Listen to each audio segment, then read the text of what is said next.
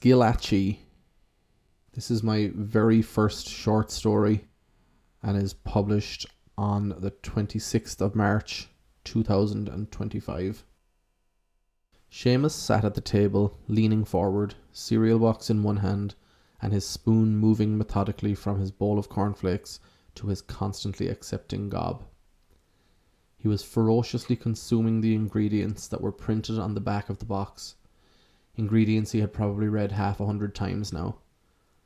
He finished the cereal, drank the remnants of milk in the bowl, and excused himself from the kitchen table with a loud burp. His mother swooped in behind him to clear the table as he made his way to the bathroom to do the needful. As he sat astride the toilet, he picked up the toilet paper package and read every inch of that. Down the hall, he could hear the back door open because he hadn't bothered closing the bathroom door. His father was back from the shop. He gave a hurried wipe and flushed the toilet. His hands passed the sniff test and he ran down to the kitchen. Where is it? Where is it?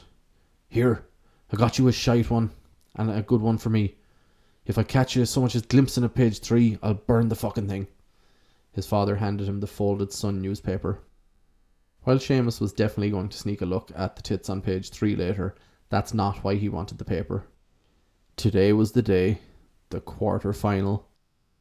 Not only were Ireland in the World Cup, but they were in the knockout stage for the first time, and they were playing the hosts. There hadn't been a bigger sporting event in Ireland in his lifetime, probably ever. He rifled through the back pages, reading every column inch he could find about the World Cup, the match today, what the experts thought, what the regular person on the street thought, how many people were still making their way to Rome for the match even as late as yesterday, the convoy of cars all dressed up in green, how the Irish fans were beloved by all other fans at the World Cup. The entire thing was magic to Seamus. Absolute magic. The flags and bunting and painted cars all about town were something he had never seen before. It was similar to when Galway were in the All-Ireland a few years before, but on a different scale and all over the country. And I'll be back late tonight. The old lady out in the dirty paddock might go tonight, so keep an eye on her. His father was talking to him now. Yeah. Where are you going? There's an auction up north. I might buy a blast of heifers if they're half decent. Alright, sound. Make sure you get the cows milked in good time. That won't be a problem. Make sure you keep an eye on the old one. Ma'am or Granny? The fucking cow in the dirty paddock. Sound, good luck. Will you shake a couple of bags of manure in the cliff field too? I will, yeah. Seamus went back to reading the paper, but had exhausted the sports section, so scoured the rest of the paper for more articles. It was front and back page news. 30 extra flights had left Dublin the previous day. There were now reports of 20,000 Irish fans in Rome. Cinemas were closing. The buses in Dublin were stopping for the few hours around the match. The match was all anyone could talk about, except for his father, who was only interested in the farm. Heifers, grass, milk, land. His grandfather would have been vying to go up north today too, right up until a few short months ago when he finally took to the bed. Even then he continued to give his opinion on every single matter up until the very end. During his last couple of weeks, Seamus was the only one who could understand any of his rambling utterances during his more lucid moments, and became his de facto translator. This bothered Seamus as he didn't hold too much love for old Mick. Christ, his own father was an old man when Seamus was born, a few days shy of his 57th birthday. Old Mick had been nearly 30 years older again, and had lived a few months past his 100th birthday, long enough to get his letter from the president that sat proudly on the mantelpiece. Proudly for most of the family, at least. His grandfather didn't like President Hillary because he's a sex pest and he's too close to the Brits. Seamus was admittedly a political novice, but didn't see any evidence to support either of these accusations. He did think that there was a distinct possibility that old Mick had died at the thought of a woman being the next president of Ireland, which was starting to look like a real possibility. Seamus didn't know much about his grandfather, but didn't really care to know. The fact that he spent 90 years of his life farming did give him some room for sympathy at times. 90 years. That was 2 full careers, and to dedicate them both to the abject misery of farming was unthinkable to Seamus. No wonder he was such a miserable old bastard. Seamus knew, as the only son, only child, that the farm was coming to him whether he liked it or not. He did like it well enough, but not full time. No, he would be a teacher and keep a few beef cattle that he could take care of on weekends. The milking parlour was both an escape and a prison in equal measure, but farm life was never not lonely. He didn't want to be lonely. Seamus rustled the paper in his hand in an attempt to remove himself from inside his own head. He opened it to page 3 and exhaled sharply. They were nice.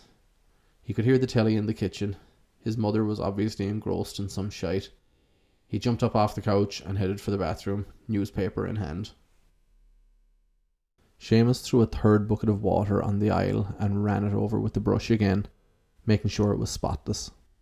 For a milking parlour that had seen 37 shits this evening, it was in surprisingly good shape. The cows could often sense a bit of added excitement or a change in schedule, and that caused them to shit a lot more often in the parlour. Seamus didn't care. It was 6:30 now, and he was done with the milking, about an hour earlier than usual. He turned off the machine and ran out the door of the dairy and jumped on his bike to cycle back to the house.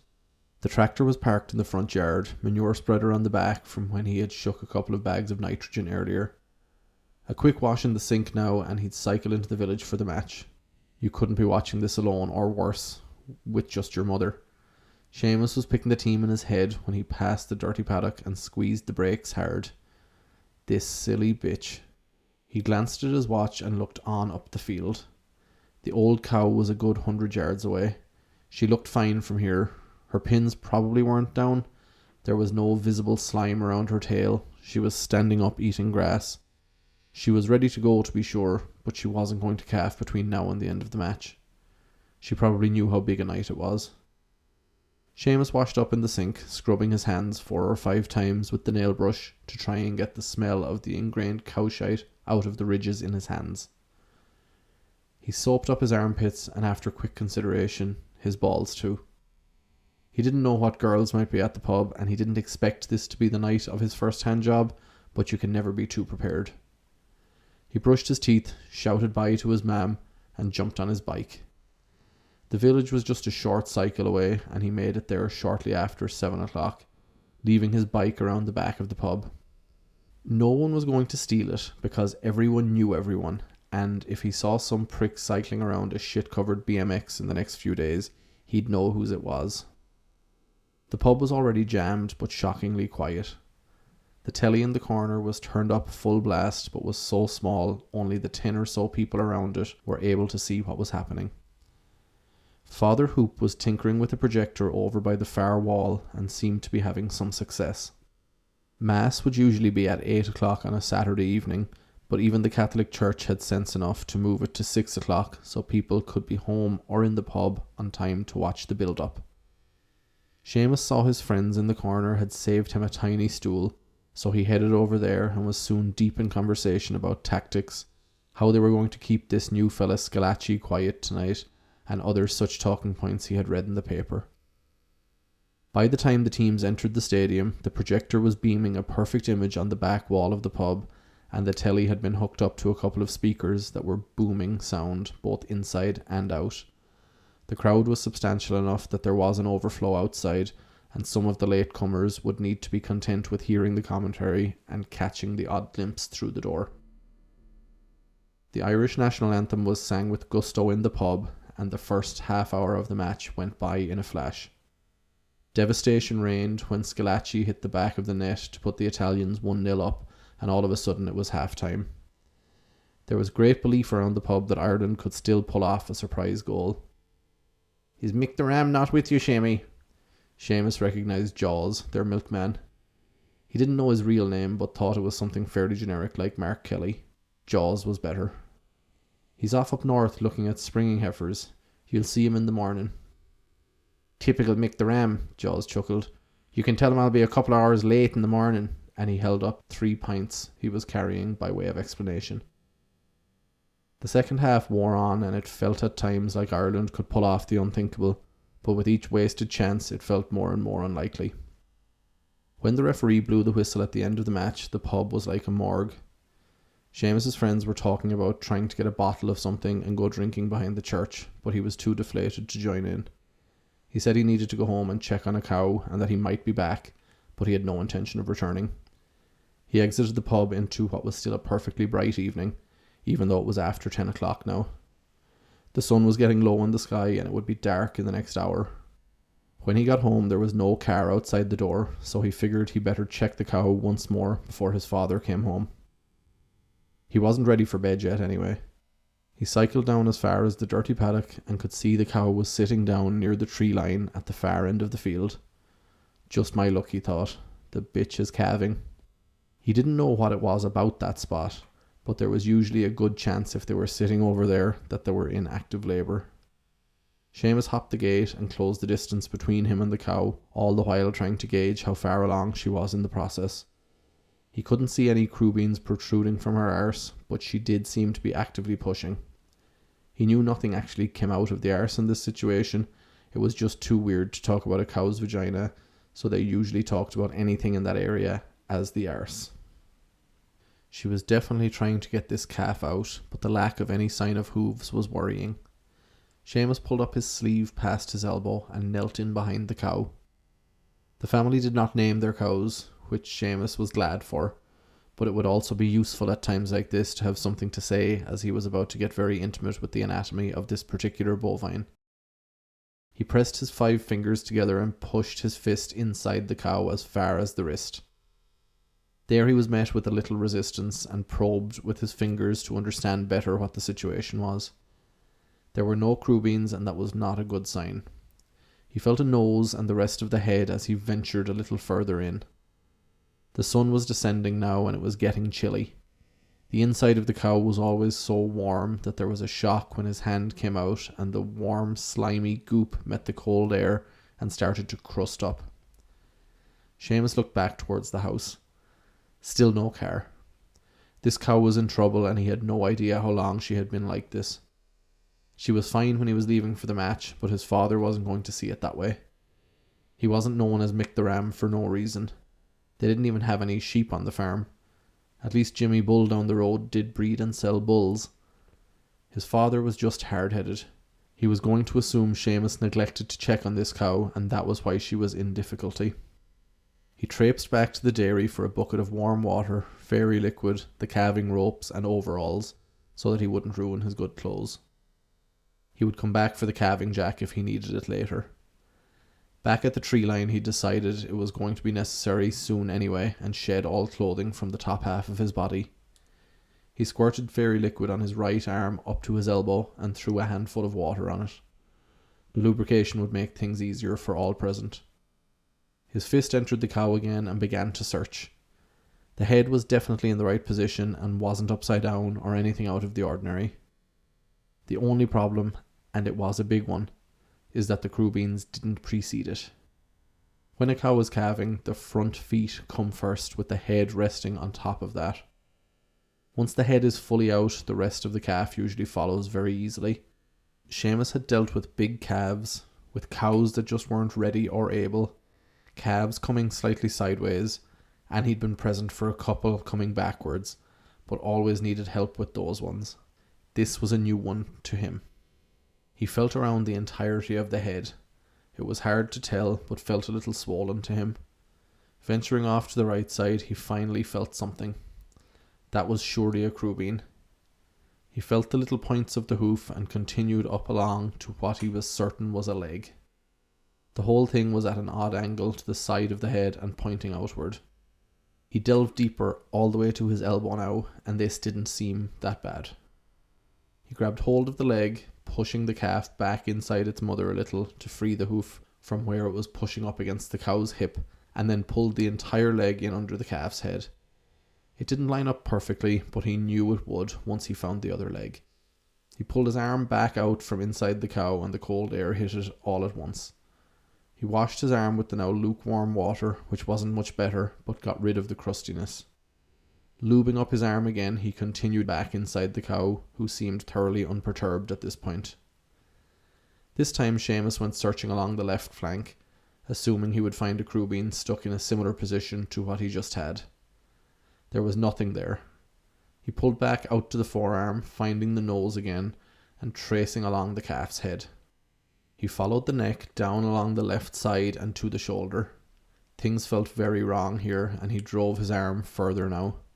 He was inside the cow up to his shoulder, with his head resting on her, and he was mapping out the ultrasound in his own head. The calf's left leg was folded in underneath its body. Seamus had never dealt with this before, with his father or without. With just one hoof accessible, he could try and pull, but he suspected that, if he was able to get the calf out, it would almost certainly break her shoulder or damage the cow somehow.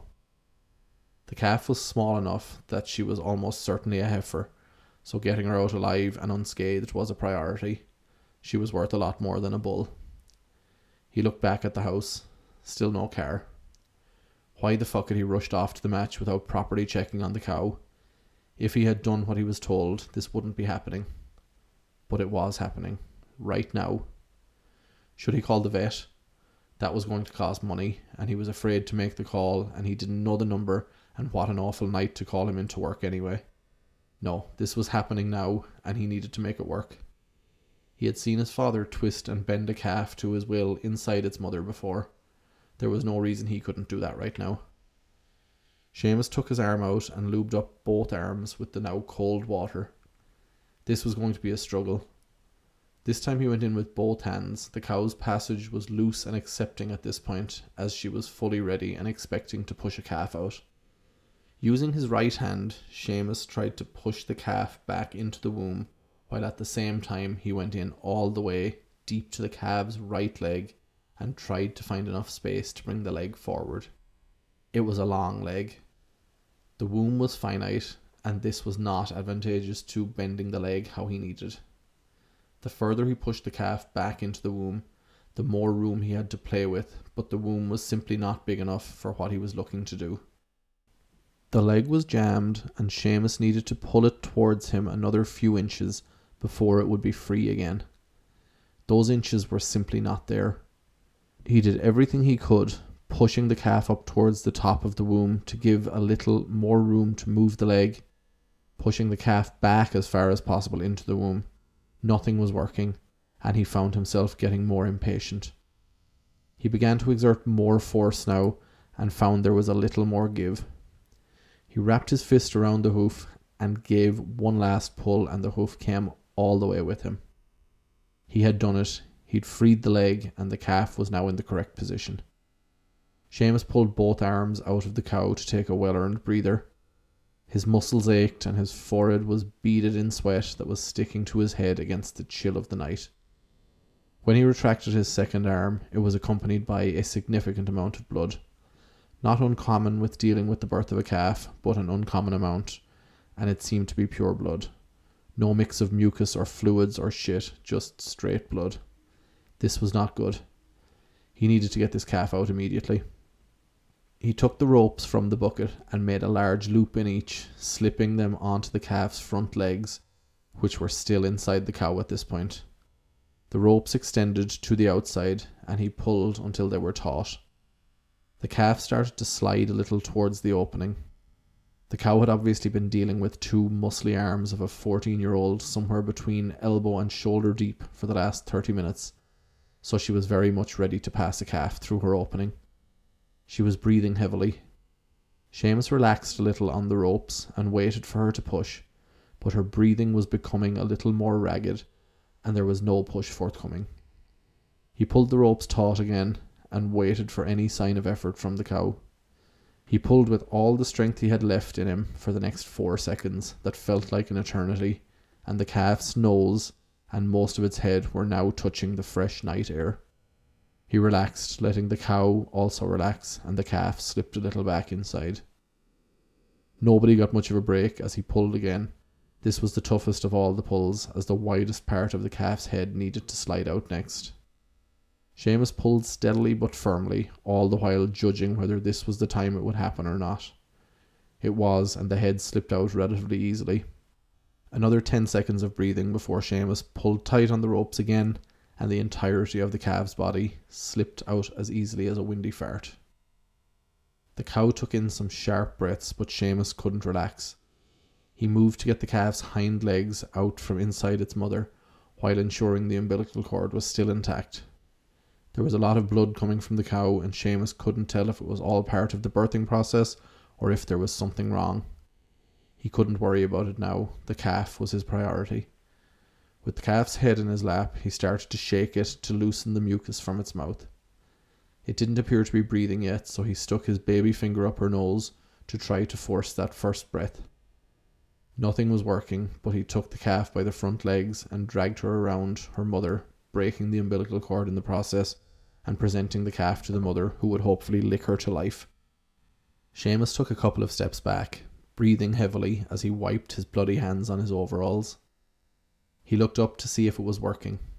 Not only was the calf still laying motionless, but so too was the cow, her head resting on one side in the dried mud and her visible eye wide open looking up at the starry sky above. Seamus slapped her face. Nothing. She was dead. He started to cry, which quickly morphed into an open sob. Desperate now, he moved back to the calf and tried frantically to save her life. "Come on, you bitch. Breathe. Fucking breathe!" When a finger in the nose still didn't work, he took her by the hind legs, lifting her high into the air and swinging her back and forth. This is how his father found him. Mick the ram wordlessly took the calf's hind legs and pushed his son forcefully out of the way with his own body. He laid the calf down on the ground and moved to inspect the cow, first her head and then her hindquarters. "What the fuck happened here?" he finally asked gruffly, as Seamus sat in a ball, sobbing his eyes out. He couldn't answer, only cry harder. "Hey," his father asked sharply. "What did you do?" Seamus tried to compose himself through the tears and told his father everything. He told him how he checked her after the milking and she was fine, and how he went to the pub to watch the match, and how he checked her straight away when he came back, and he'd only been gone for 2 hours, but he'd obviously fucked up because the calf was coming wrong and he wanted to fix the fuck up, and he managed to fuck everything to the point where it is now beyond fucked. His father listened in silence, save for his heavy, measured breathing that was barely masking the anger inside the man at that moment. Seamus fully expected he was going to hit him. He probably deserved it. It was madness going to watch the match when there was a cow due to calf. They didn't even have a chance of winning. He deserved whatever he got here, on top of the guilt of killing a cow and her unborn calf. When Seamus finished his story, the heavy breathing continued for what felt like several minutes before he heard movement. He braced himself, but instead his father knelt beside him and removed the ropes from the calf's leg and threw them in the bucket of water. "Come on," he beckoned. "They're already dead. There's not much we can do here tonight." Half an hour later, Seamus had showered and changed and was sitting on his bed, alternating between crying and berating himself for how stupid he had been. The door to his room creaked open, and he could see his father's lanky silhouette in the light from the hallway. It struck him how tall his father looked now, like a stick figure he would have drawn at the kitchen table while he was still in national school. Seamus, who was just coming to the end of a cycle of crying, dabbed at his stinging red eyes with his damp sleeve. "That calf was dead before you even finished the milking, I reckon. You had no chance of saving it." Seamus sniffed and steadied his breathing. "I still killed the cow, though." Mick the ram moved softly into the room and sat at the end of his bed. "That's true, all right. You did kill the cow, but she was old and should have never been in calf in the first place.